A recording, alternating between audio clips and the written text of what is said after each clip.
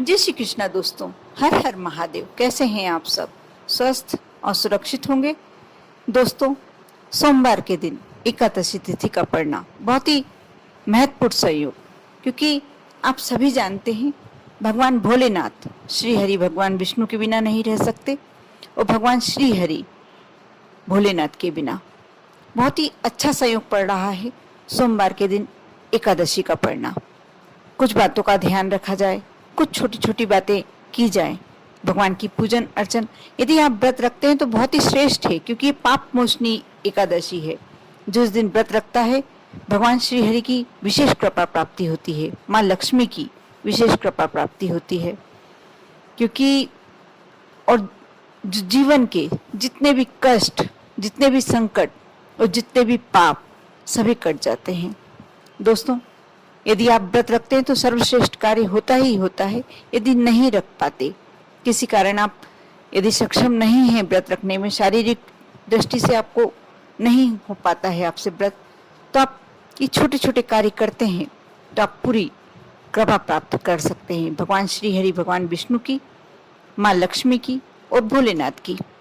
आज के दिन शाम के समय आप यदि ये कार्य करें, भोलेनाथ के मंदिर जाकर आपको भगवान विष्णु का प्रिय फूल, जो उन्हें आप सभी जानते होंगे, गेंदे का पुष्प, पीले रंग का कोई भी पुष्प, लेकिन गेंदे का पुष्प भगवान विष्णु को बहुत ही प्रिय है, और माँ लक्ष्मी को गुलाब का पुष्प।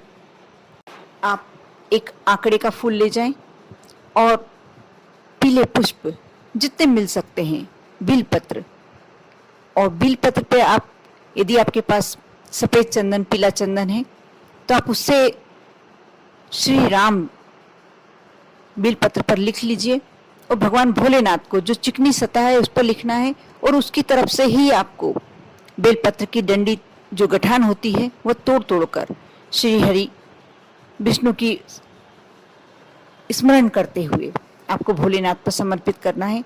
साथ ही जो डंडियां हैं, छोटी छोटी सी डंडियां रहेंगी, उसमें आप यदि इत्र लगा देते हैं, गुलाब की खुशबू लगा देते हैं, तो आप मानकर चलिए कि आपके ऊपर भगवान विष्णु, भोलेनाथ और माँ लक्ष्मी तीनों की कृपा आपको मिलेगी। आप शाम के समय यदि जल समर्पित नहीं कर सकते हैं तो ना करें, लेकिन आप इतना कार्य अवश्य करें, बेलपत्री की डंडी में इत्र लगाकर। और यदि आपको चंदन आपके पास है तो ठीक है, नहीं है तो आप अष्टगंध से भी ये कार्य कर सकते हैं। श्री राम, आपको श्री राम लिखना है और भोलेनाथ के शिवलिंग पर आपको चिकनी सतह से समर्पित करना है।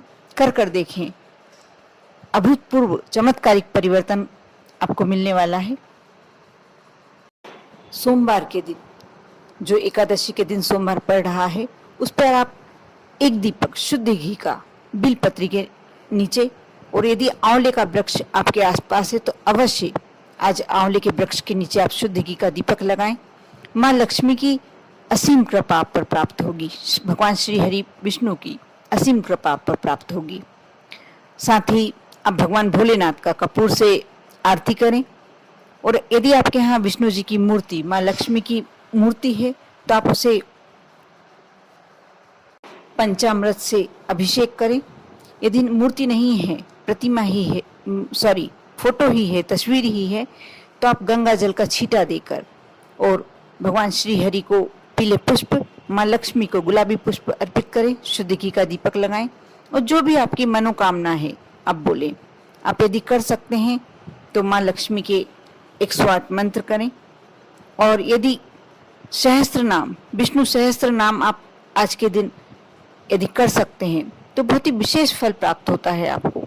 बहुत छोटे छोटे से उपाय हैं, लेकिन इन उपायों को कर कर देखिए। आपके घर में सुख, समृद्धि, ऐश्वर्य सभी के आगमन होने लगेगा, आप पर कृपा प्राप्त होने लगेगी। आप पर और आपके पूरे परिवार पर भगवान श्री हरि, माँ लक्ष्मी और भोलेनाथ की कृपा हमेशा बनी रहे। ओम नमः शिवाय।